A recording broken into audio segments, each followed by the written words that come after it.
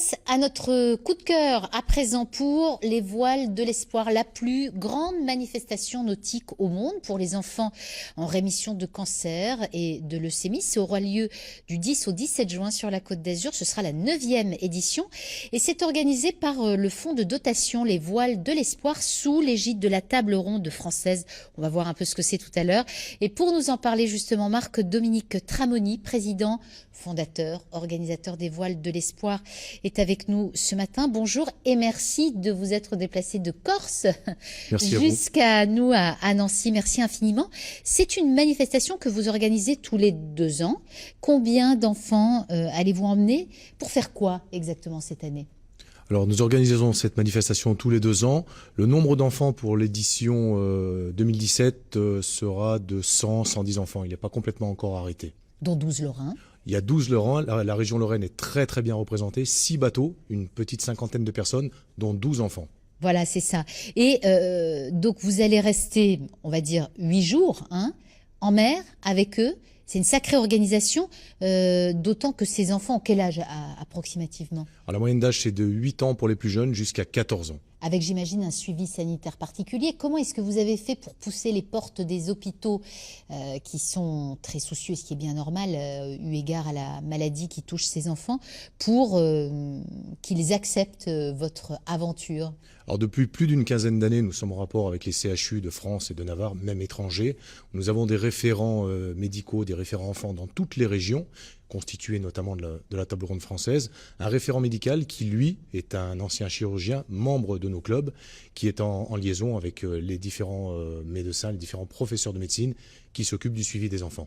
Voilà, donc au total, combien de bateaux vont partir du coup le 10 juin?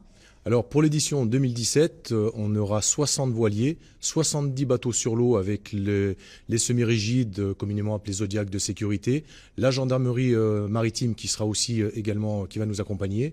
Nous avons également la Société nationale de sauvetage en mer et 2 hélicoptères, le Dragon 06 et le Dragon 83 qui seront en astreinte tout au long de la semaine. Alors on a vu tout à l'heure des images de l'édition 2013, c'était en Corse. On va voir justement ce qu'en pensent les enfants. Regardez.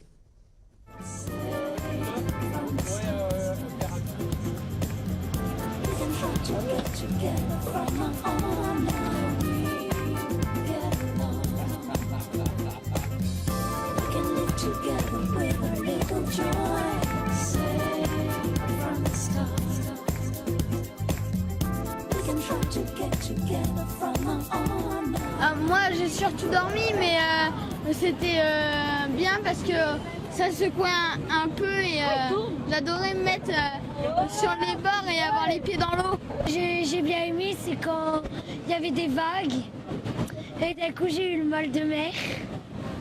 Pourquoi la voile, Monsieur Tramoni? Pourquoi pas, je sais pas, une autre activité? Qu'est-ce qu'il y a? Ces enfants sortent pour la première fois de leur contexte familial, du contexte médical. Ils n'ont jamais, pratiquement pour la majeure partie d'entre eux, connu autre chose que le monde hospitalier. La voile, c'est l'évasion. Ça permet pendant une semaine d'être sur l'eau la journée.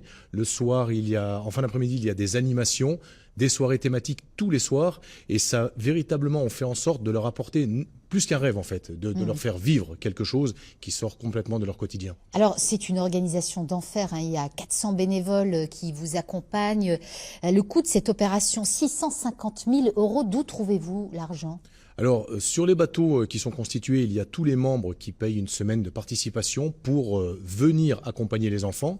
Après, nous avons différents sponsors, mécénats. On fait aussi appel à des subventions publiques, mais il y a une démarche proactive, qui consiste à aller chercher de l'argent. Donc, il y a un fonds de dotation qui a été créé, tout ça sous l'égide de la table ronde française. Qu'est-ce que c'est? C'est une association. C'est une association apolitique non confessionnelle qui est née d'une scission du Rotary de Norwich en 1926. Elle a pour but de faire rassembler des jeunes de moins de 40 ans. Après, on passe au club 41 pour les plus anciens. Et cette association véhicule des valeurs d'amitié, de tolérance et de solidarité. Ouais. Par voie de conséquence, elle soutient complètement, entièrement, les voiles de l'espoir. En fait, si je devais définir une phrase, c'est de l'humanisme en action qui est prôné par ses membres de manière comme ça très, très forte tout au long de l'année.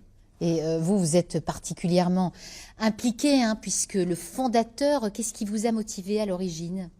Ce sera ma dernière question. Ça fait une quinzaine d'années que les voiles de l'espoir existent en Méditerranée, en Atlantique. Et le but premier, c'est d'apporter du bonheur aux enfants.